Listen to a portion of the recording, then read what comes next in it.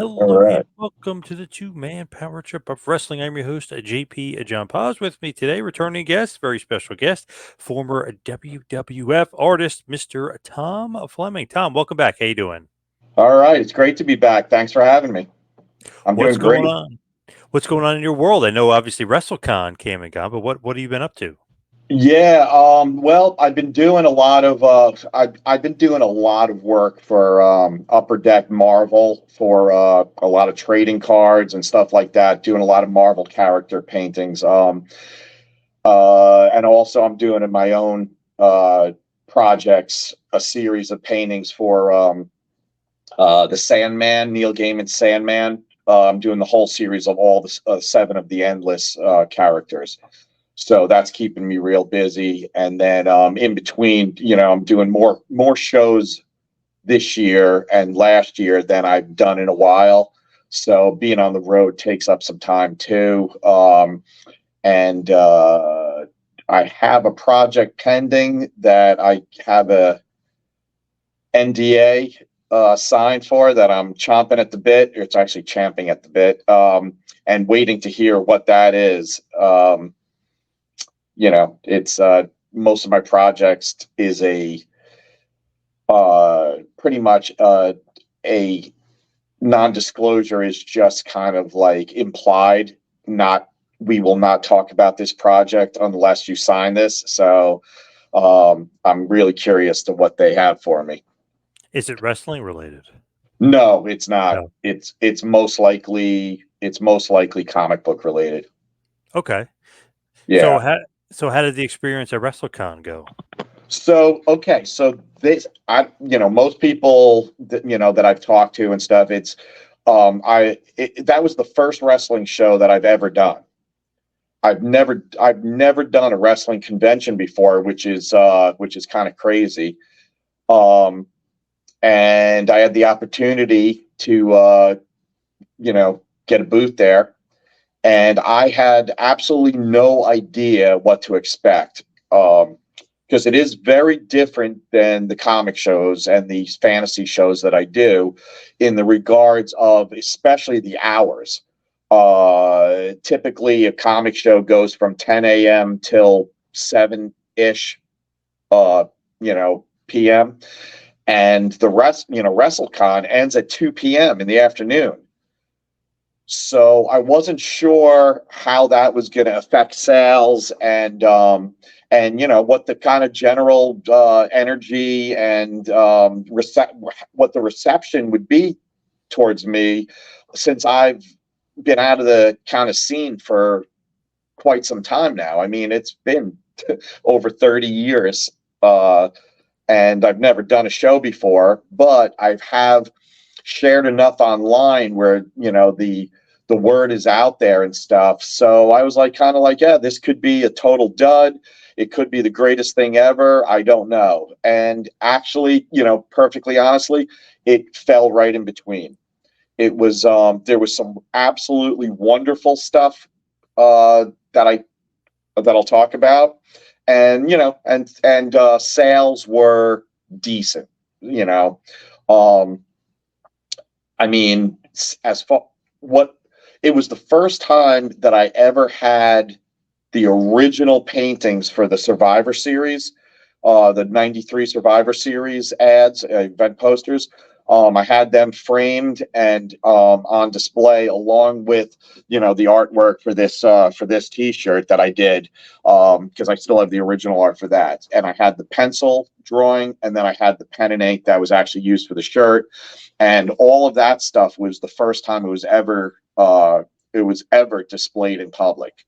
So that was kind of exciting, and the fans were like kind of going kind of kooky over it, because it's so nostalgic. Uh, and I can't express how wonderful the reception actually was from the fan status point of view. I was sitting right next to Ric Flair, and I had people telling me that I was the highlight of their WrestleCon while sitting next to Ric Flair. So that was Crazy, as yeah. heartfelt and meaningful as you get. for the first show. I mean, I had two guys come up to me and ask me if they had their phone up, and it was my Instagram page, and they said, "Is this you?" And I said, "Yeah, that's me." And they're like, "Oh my God, we're from Egypt. We've been Wow. following you for years, and we had no idea you were going to be here." And it was like things like that happening throughout, throughout the 3 days. And it was, man, I mean, I really left there with a full heart of, wow, the wrestling fans are awesome. And then sales were good enough where it didn't feel like it was a dud. But I had 5 hours a day less at the wrestling shows than I do at comic shows, so it kind of is unfair to compare.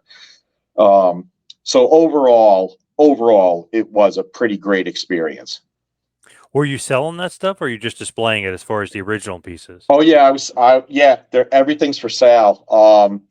It's for the original art, because of the historic value along with the artistic value. I I'm being a little bit more firm with my prices. With my other stuff, there's a little bit more flexibility, and I mean, I'm always up for negotiation, but these are prized pieces that I have, and if the right price comes along, then I will sell them, but otherwise I'll be happy to hold on to them. Mostly, though, good experience as far as being in wrestling or back in wrestling after all this time. Yeah, actually, so besides the rest, I was curious about, who would be stopping by in the industry, if there would be business opportunities that came around. And there was some interesting, one of the head guys from Bare Knuckle Fighting, we had a brief conversation and might revisit possibilities of doing stuff for them. We'll see what happens there. Because they said, he said, "Are you familiar with Bare Knuckle at all?" And I said, "Well, I know Mike Perry. Knocked Luke Rockhold's teeth in." And he was like, "Oh, okay." So I was like, "Yeah, I follow. I'm a hardcore UFC fan, and I know a lot of the guys that go for that when their contracts end for UFC and stuff, they'll go over to Bare Knuckle. So I know the UFC guys over there. So." There was a couple of job opportunities that came along after the show, that I spoke to some people, gave contact information, and you never know how that's going to go. Usually it kind of fizzles out and nothing happens after the show. And every once in a while, something pops up, and a cool opportunity did pop up with possibly a beer label for a microbrewery, Wow, awesome. wrestling themed. Yeah, Love it. Damn, nice. yeah. Were you able to connect with Adam Baum or anybody as far as some of the wrestlers you were friendly with? So I contacted, I shot a message out to Brian Clark before the show, and I said, "Hey man, you're going to be out there." And unfortunately, he just bought a house, and he had a bunch of things personally going on. He said, "I'm not going to be able to travel and do shows till a little bit later in the year." But I told him, I said, "Man, at some point we got to do a show together." It's we stay in touch through social media, and I did that project for him a couple of years ago. So he's a great guy, and I would love to I shouldn't say meet him face to face, because we did over 30 years ago when I actually designed his costume. But it would be great now, full circle, doing a show with him, currently. But as far as other guys that I worked with, I didn't really get a chance to walk around and see that many people. But I did take some time on Sunday and went up and saw Charles Wright, Papa Shango, who it was great to see him again after we took a picture together. And, of course, with so much time passing, I had to remind him who I was. And he was like, "Oh, man." I was like, "Yeah, I still have one of your skulls and your one of your top hats in my studio." And, he's like, "Oh, man." He's like, anywhere where I can get one of those capes. And we handmade that cape, Papa Shango's cape, Yes. back in the day. Yes. And that wasn't something that we could just whip up or order. But geez, I talked to a few. I wanted to go talk to Tatanka, and I went by, and he wasn't there at the time. But I don't,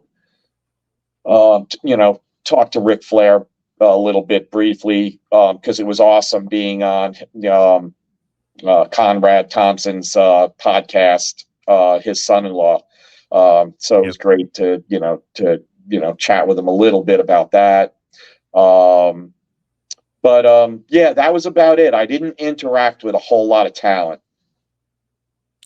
When you look at the Papa Shango stuff, and you're like going back and looking at obviously Charles Wright, but that gimmick, is that more suited? Is that what you love doing more, like those crazy, off the wall kind of cartoony characters?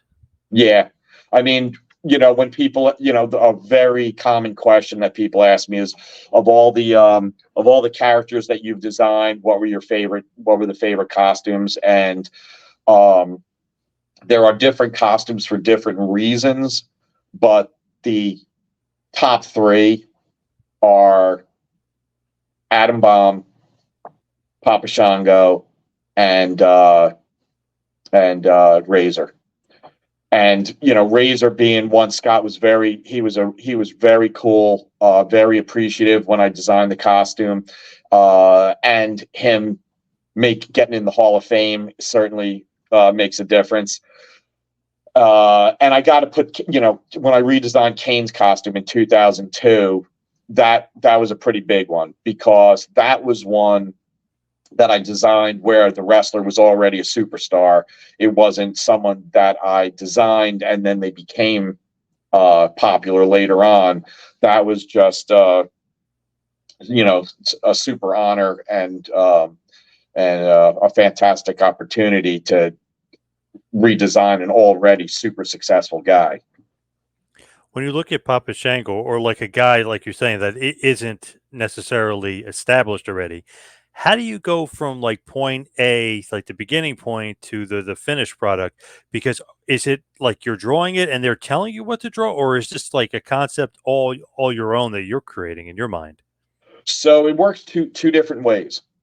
There were times where my art director would give us a picture of the wrestler and say, come up with concepts, and me and one or two other designers, sometimes three other designers, will do our ideas and do layouts with pen and ink, marker, and we would mount them onto blackboard and then bring them up to Vince's office, lay them all out, and he would choose which one he likes.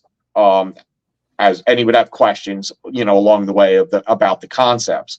Then there was other times where they already had the concept. So Atom Bomb was a good example of the ones where they had no concept. They gave us a picture of Brian and said, come up with concepts. And I came up with, a medieval knight, a mercenary, a biker type of look, and also the Atom Bomb that everybody knows. So that was one, and I was super proud of the Atom Bomb because it was the first time that I was ever able to really kind of do my superhero comic book type of thing, and it came to life. So that was super fun and awesome that Vince zeroed in on that one, because the Atom Bomb costume was the first layout that I did of that series, and because it was the one that totally was in the brain, came out on paper, and then the other concepts I was kind of like just filling in because it was required that I had to come up with like four 4 other concepts. Whereas with Papa Shango, Razor Ramon, they had the concepts. They said, we want a Scarface type character for a Razor, and come up with a look. And with Papa Shango, they actually said, we want a Haitian voodoo type witch doctor. And they even told me to watch Serpent in the Rainbow. If I had time to watch Serpent in the Rainbow, the movie, to kind of get an idea of what they're looking for and as a starting point for inspiration. So that was kind of the gist of Papa. Of course, the character in that movie doesn't really look like Papa Shango, but it's the same type of flavor of, they wanted a imposing, scary type of character that was voodoo based. I love that they can just say, hey, kind of inspiration from this movie. If you watch this movie, you'll kind of get the inspiration of what we're looking for. It's kind of a cool way to go about it and really, hone in on the character.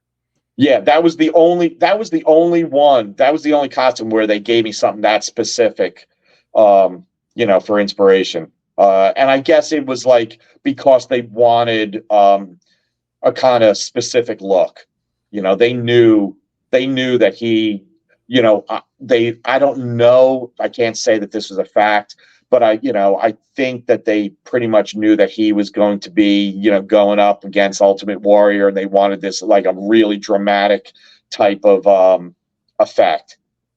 So, and Charles is one of the nicest guys of all the guys that I worked with, that I designed their costume. What a super friendly person. And then seeing him 30 years later or more, absolutely, nothing changed. He was still super personable. Crazy to think about it. He's the Godfather, but he was also Papa Shango and Kama. The different gimmicks is so funny, but obviously the Godfather is more like him in real life. Yeah, exactly. And that's kind of his walk around. But I did hear on Saturday at WrestleCon, he was wearing the Papa Shango gear. And I kind of wanted to get up there, but Saturday was a really busy day and I couldn't get up there because I would have loved to take a picture with him with the Papa stuff on. Yeah, that would have been awesome. I love that he still does the gimmick. But with Adam Bomb, that's even better because that's like your baby. You're creating it from scratch and you're saying, hey, what about this idea? I mean, that's even cooler because then you can just kind of he can almost be who you envision him to be. So yes. And the Atom Bomb costume was because when I did those layouts, and the layouts are, a lot of those layouts, I know the WWE has them on their website. Some of them, I've shared them on social media. So a lot of people have seen the costume concept layouts that I'm referring to. The Atom Bomb layout is probably it is the one that I drew that translated from paper to real life almost exact. Where, I mean, when Brian came out, he looked like a comic book character. Yeah. It was crazy. So, a lot of times we do these drawings, we don't know what the wrestler looks like, and they're not quite in the shape that we draw them in. And the costumes are, kind of designed around someone completely jacked and, and then, they come with a little bit more of a spare tire or something. It's like, oh man, okay, it doesn't quite look like it did on paper. Brian, the Atom Bomb costume was right on the money. I mean, it was awesome. As a matter of fact, I used to have a portfolio with the drawing that I did of the costume layout, and then on the other page, a photo almost in the exact position.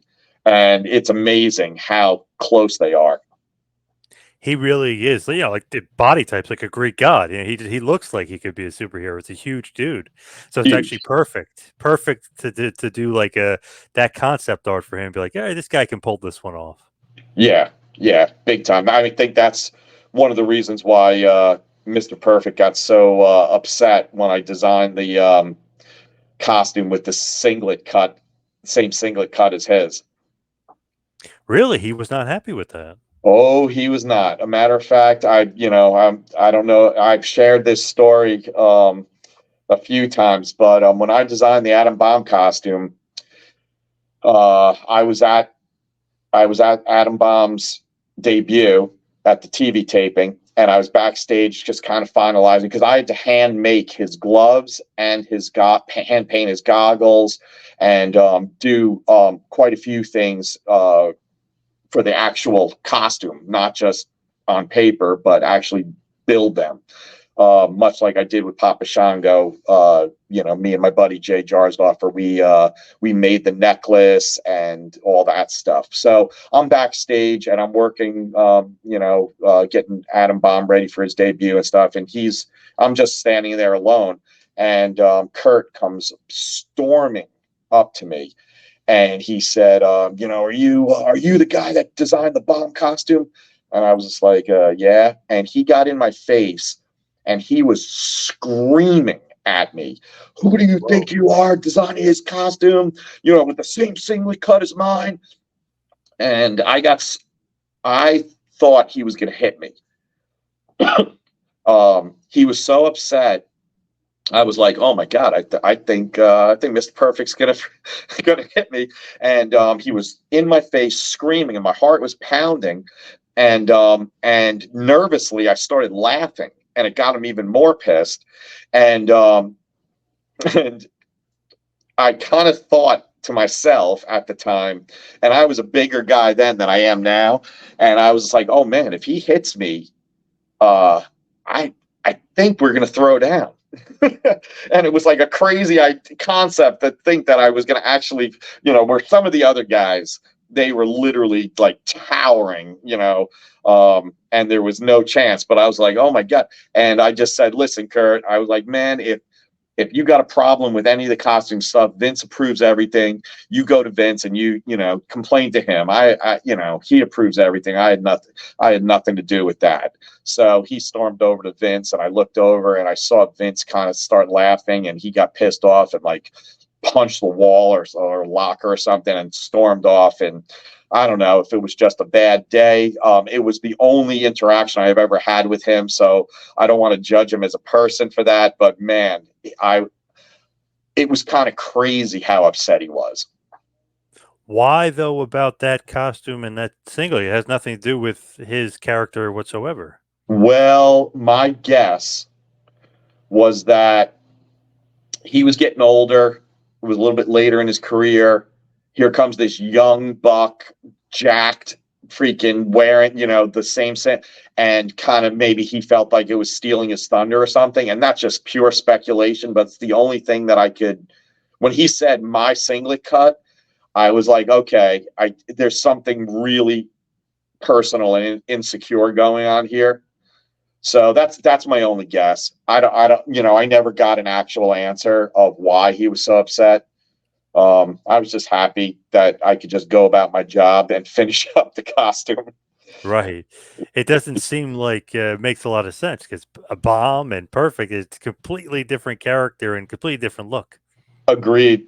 I know there was one time where we designed a costume with pink in it, and Bret, who I have nothing bad to say about, Bret Hart was absolutely a wonderful guy. He got upset though that we used pink in one of the costumes because that was his color.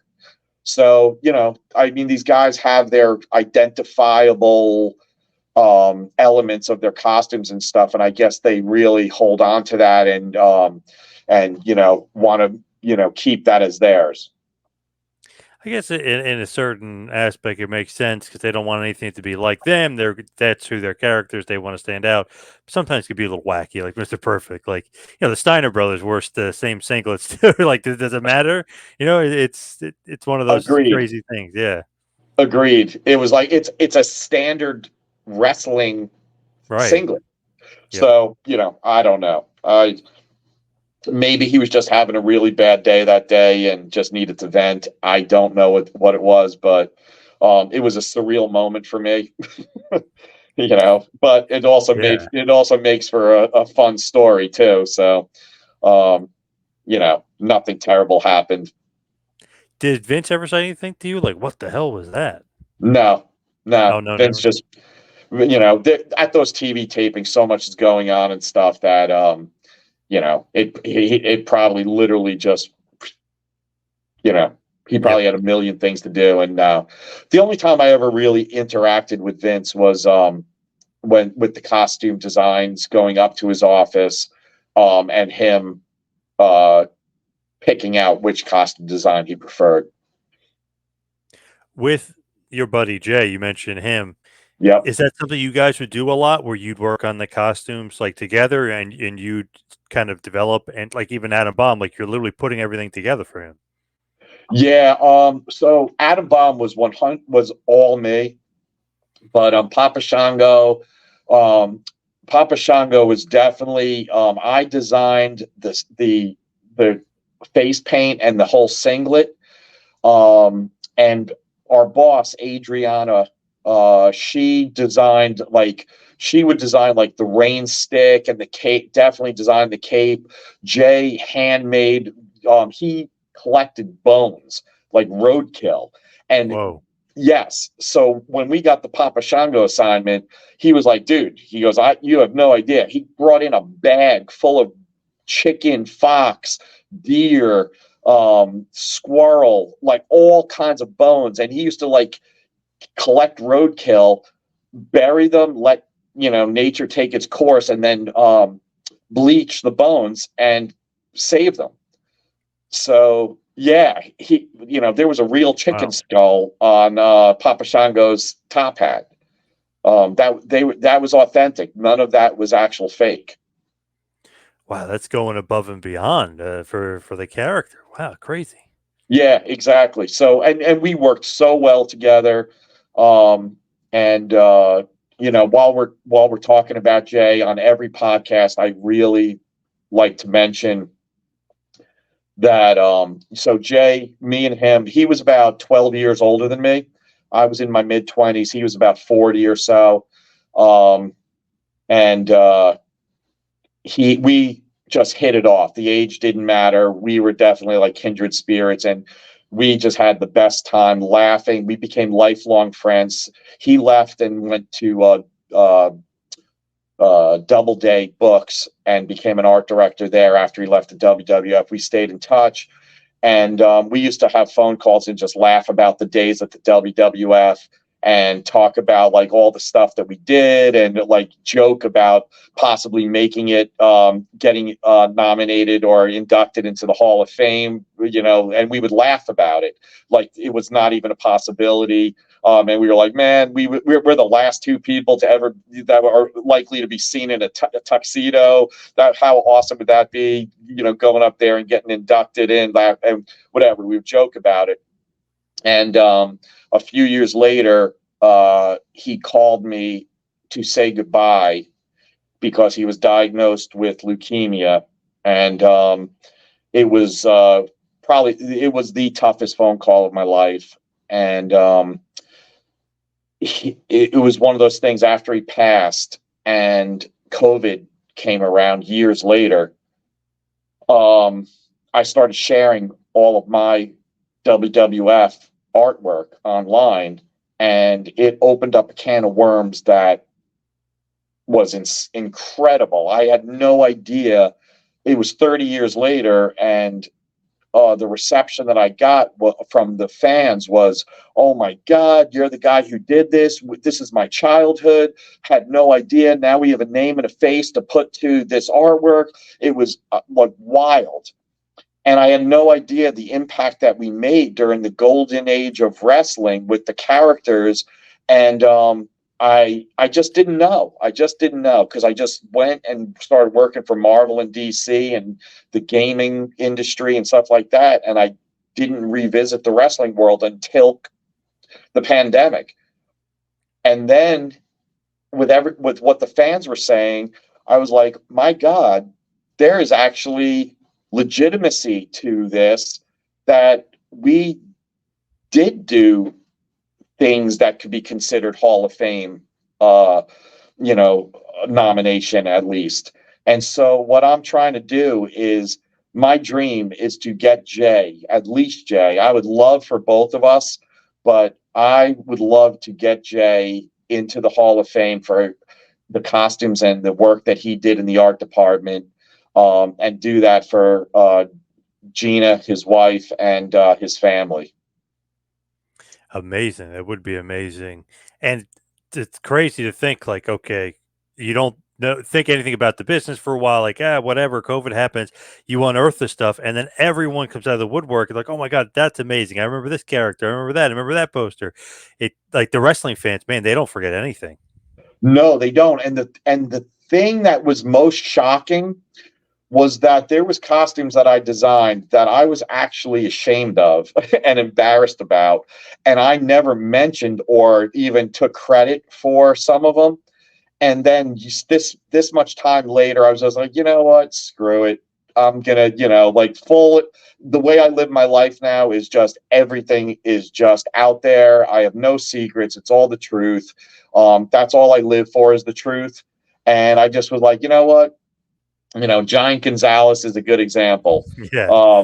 That and people, I was just like, yeah, I was like, this is one that I really had trouble, taking credit for. But yep, I was like, I was responsible for the costume design, not taking credit for the airbrush muscles on it. But anyway, the response that I frequently got was like, what are you talking about? I was like 7, 8 years old, and that was like larger than life. When you're a 7-year-old, you're not judging on the quality of a costume. You're seeing it as this like bigger than life character. And I was like, oh my God, see, that's through the eyes of an adult. Misjudging myself.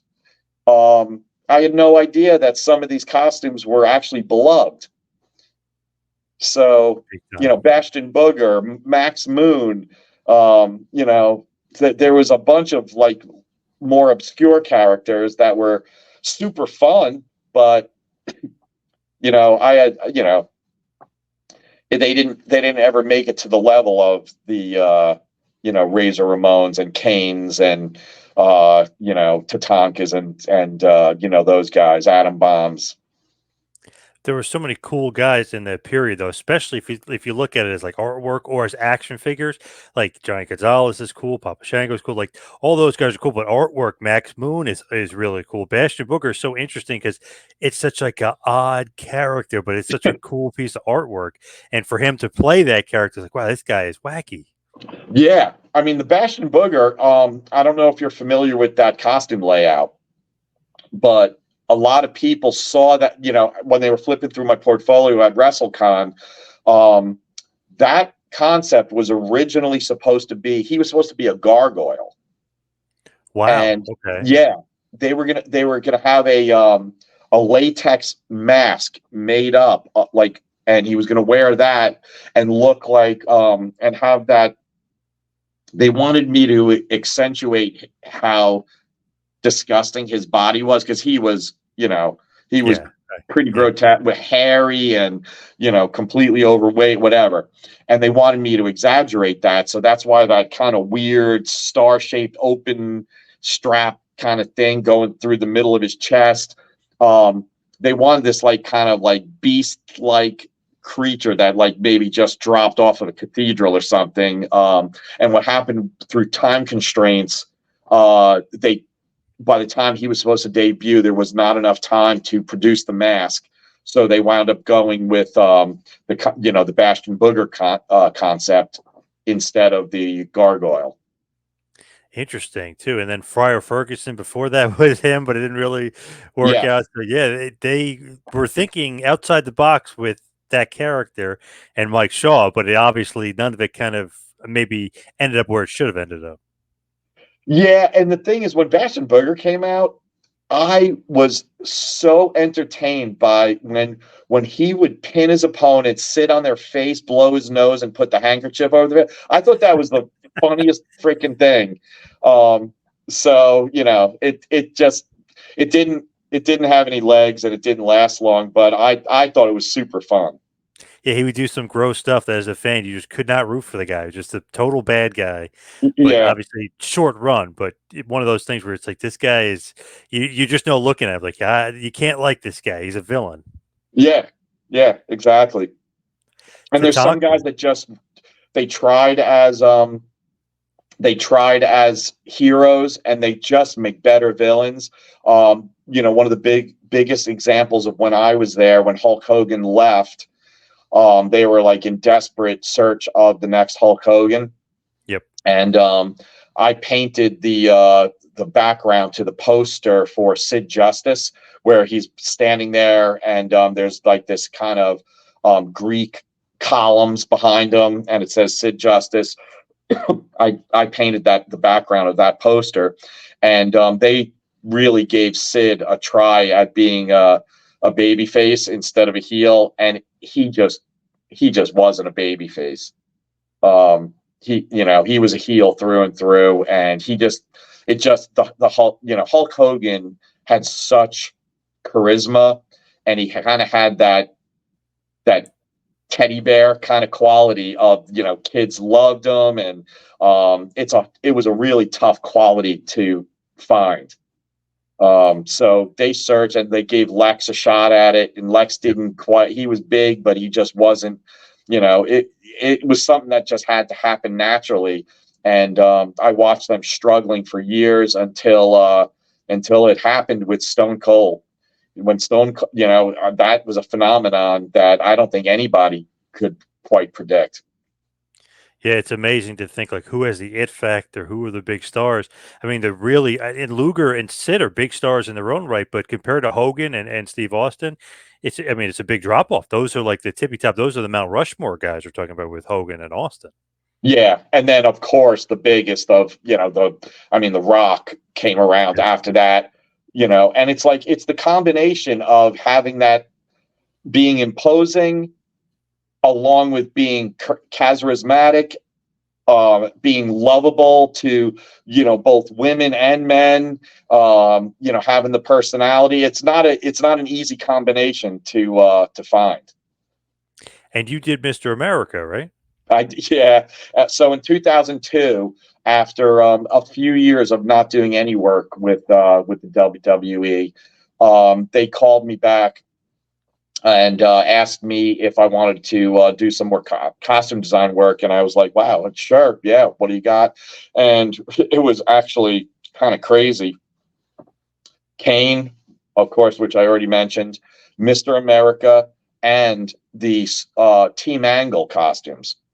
Which, man, Kurt Angle, Hulk Hogan, Kane, three, monsters Yep. of the industry, and I got the opportunity to design the costume, so that was super cool.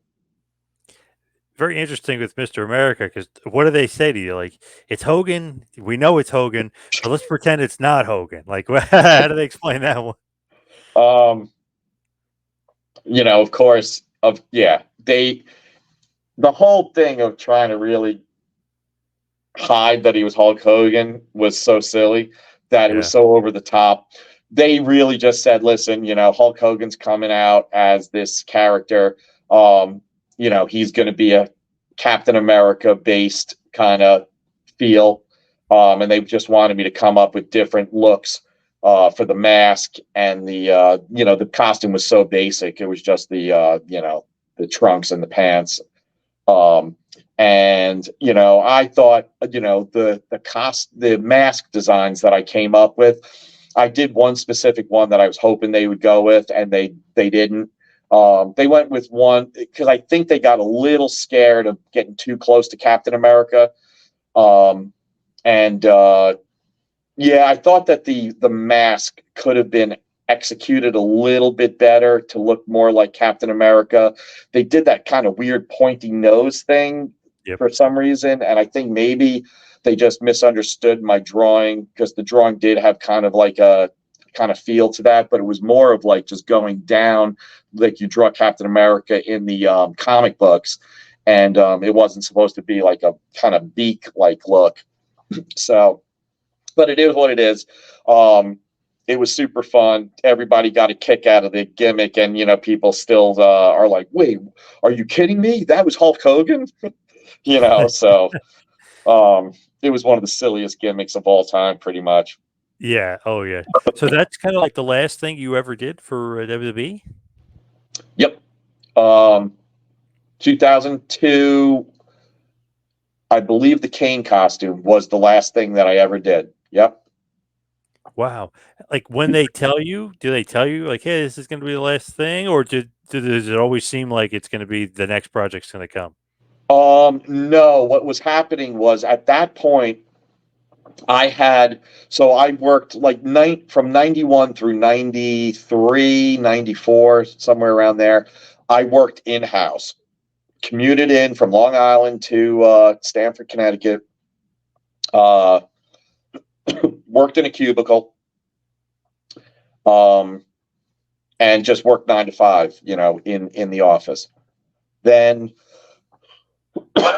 excuse me, from like 94 through 98-ish, I worked freelance from my studio and still did work. And then from like 98 to through 2002, I didn't work at all for them, and I moved from New York to North Carolina. So I was completely disconnected for about 4 years. And what happened in that time was almost everybody that I worked with left the company and moved on to other jobs and things like that, except for my creative director, Debbie Sergalis, who's now Debbie Bonanzio. She was still there. So she was the one who reached out, and then shortly after that, I don't remember exactly how long, but I think shortly after that, she left the company, and I had no ties to the company anymore.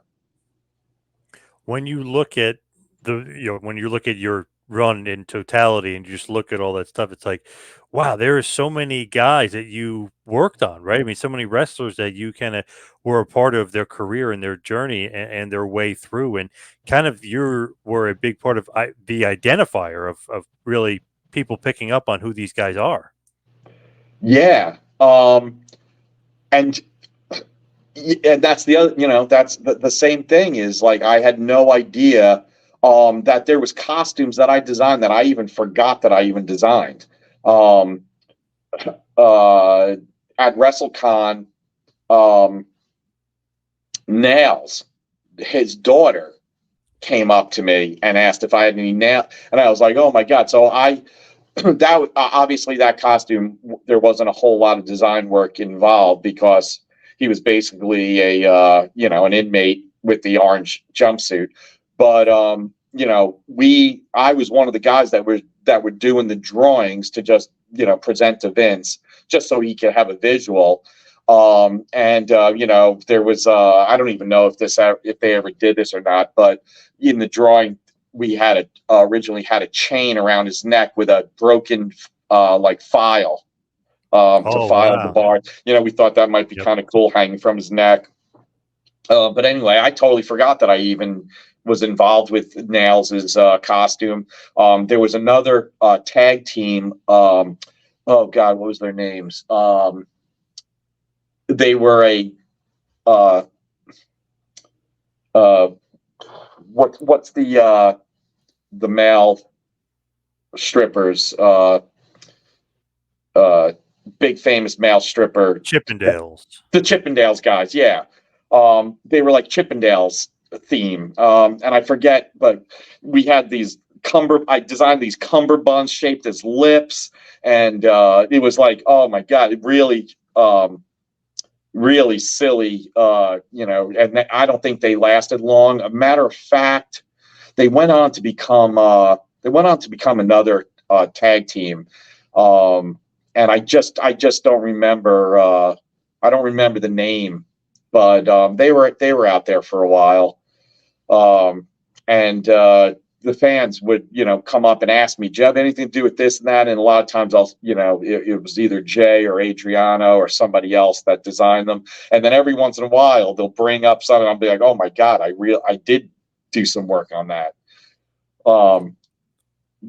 Yeah, the big ones that were actually meaningful to me and stuff are the ones that people know that I did. Yeah, there's so many cool ones. Like you mentioned Crush or 123 Kid, like those ones are awesome. Razor Ramon. I mean, there's so many cool ones that you did that really stand out, especially in that era. It was like such a breath of fresh air. Yeah, the Crush one was a good one too. And the Crush one was the first costume that I designed that I also designed the logo. So I designed the Crush logo, I designed the Razor Ramon logo, and there might have been like one or two other logos that I designed, but usually the logos were designed by there was actually logo designers that worked in the office, and we would do the costumes and they would do the logos. But every once in a while, if the logo that I drew on the costume worked as their general logo, then they would ask me to do it. And Razor was like literally almost straight off of his trunks that I drew, and Crush was right off his his tank top. Very cool. And with Razor, he initially, I remember his like first outfit, he had pants. Was that the initial like drawing for him that he was going to actually wear pants instead of tights? So yeah, because we didn't know Scott at the time, we did these layouts. Jay did some layouts. I did some layouts, and he had spandex pants, and we brought them up. Vince approved, and then I saw Scott saw me in the gym that night. The WWE they had an awesome gym in the office, and I would go get a workout in while try to miss rush hour and then head home. And Scott happened to be there that day, and he came over and he was like, brother, he's like, listen, man, he goes, I know you designed that costume, I love it. He goes, the only thing, I've been working way too hard on my legs. We got to turn those pants into trunks. And I was like, all right, man, I'll tell you what, we'll take the razor blades off the pants, put them on knee pads, turn them into trunks. And that's an easy fix. So his debut was actually with the pants, with Jay's design for the pants. And then they went with my design for what everybody knows as Razor Ramon, with the trunks and the logo and the vest and all that stuff. Yeah, it just seems so much more fitting and better with the tights rather than the pants for Hall. He just looks so much better with that look. With the trunks than the tights, Yes. yeah. Yep. Yes, absolutely. I mean, obviously made the right decision, right choice, because he's one of the biggest. Oh, absolutely. And if you watch some of his WCW stuff, it's funny. He must have loved that Razor Ramon elbow pad. Whenever the other elbow pad came off, you could see he was wearing the Razor Ramon elbow pad underneath. So he always kept the Razor Ramon gear, which is awesome. Yeah. And it was also at WrestleCon. It was really cool because there's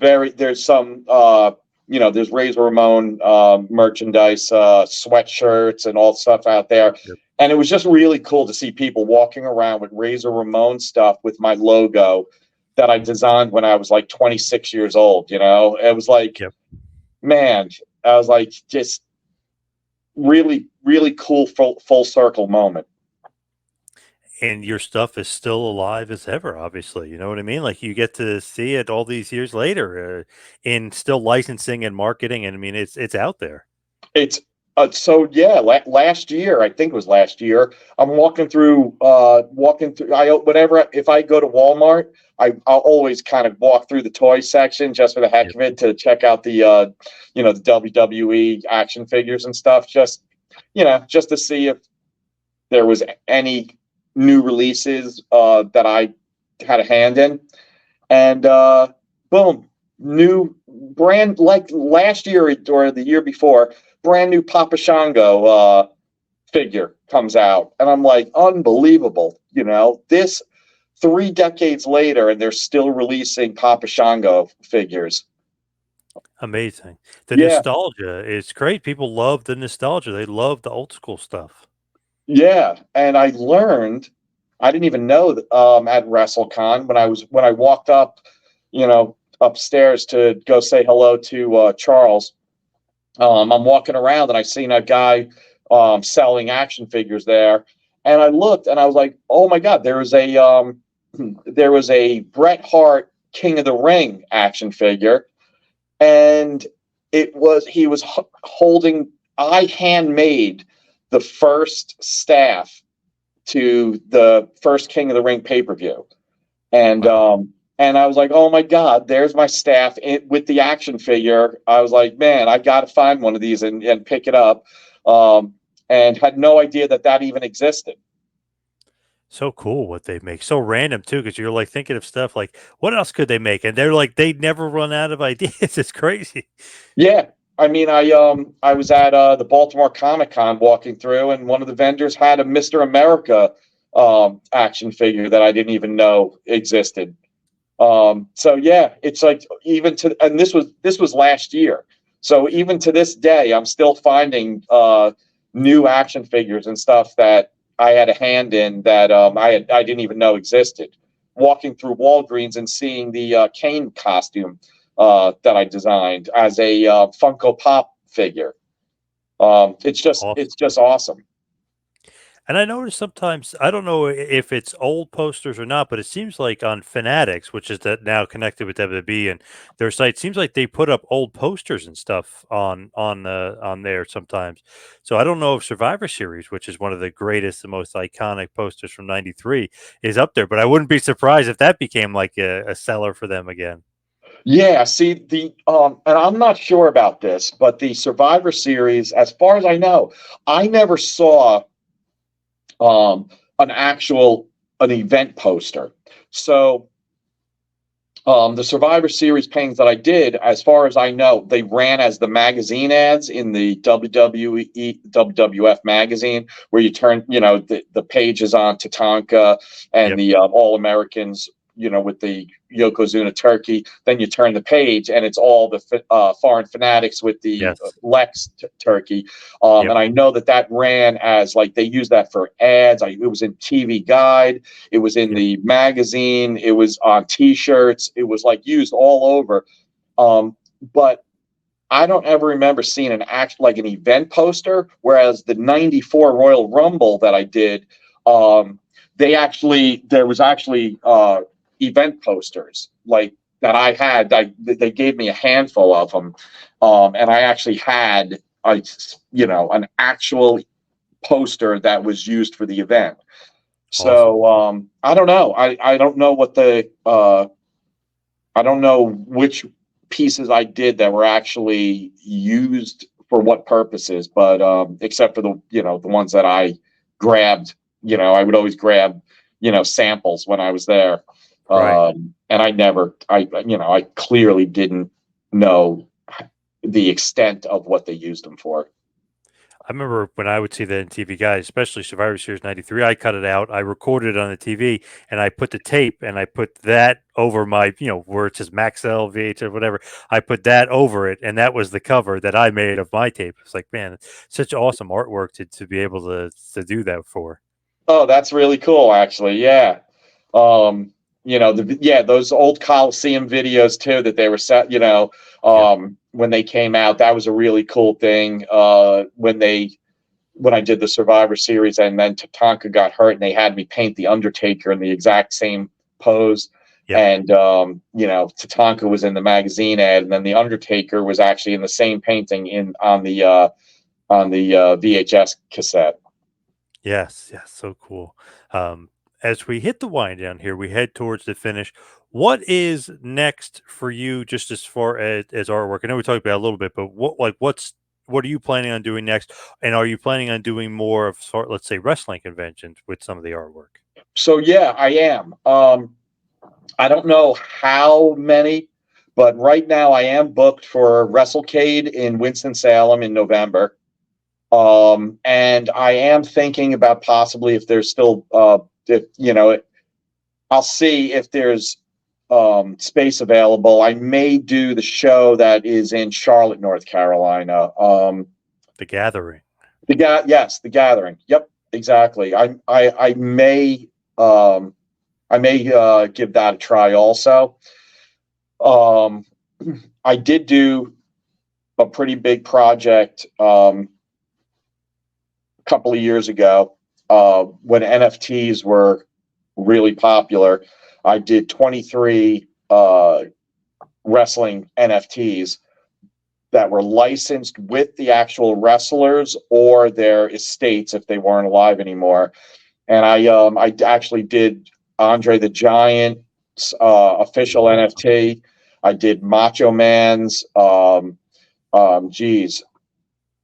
Van Dam, Kurt Angle.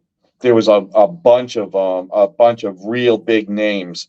And unfortunately, by the time I finished it and they started ready to, do the marketing and stuff, cryptocurrency completely, the bottom fell out of it, died.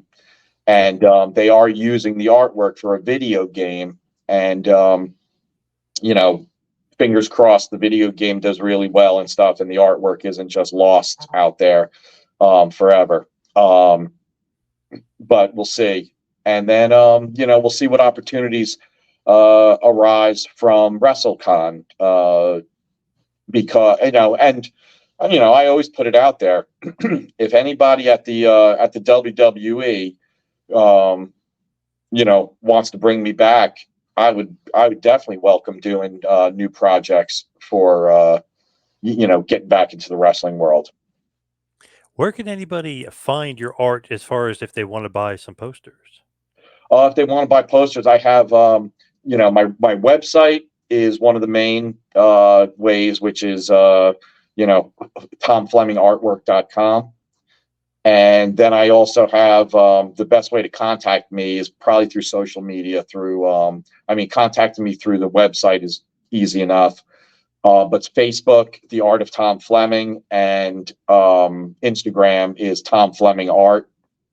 That's most likely where I do all my announcing of new projects and appearances and things like that on my Facebook page and Instagram page. But eBay, Etsy, the links are right on my website. And I have a whole line of all the costume designs and the merchandise art, event posters, and everything available there. All right. Awesome. Tom, thank you so much for all the time. Really appreciate it. Oh, my pleasure. Thanks for having me back. I love talking about this stuff. And especially with the how welcoming and how evident it is, how appreciated it is. I got pretty much endless stories to tell. So I could keep coming back if you'll have me. Yes, absolutely. Will do for sure. Tom, thank you so much. Yeah, thank you. Have a good night.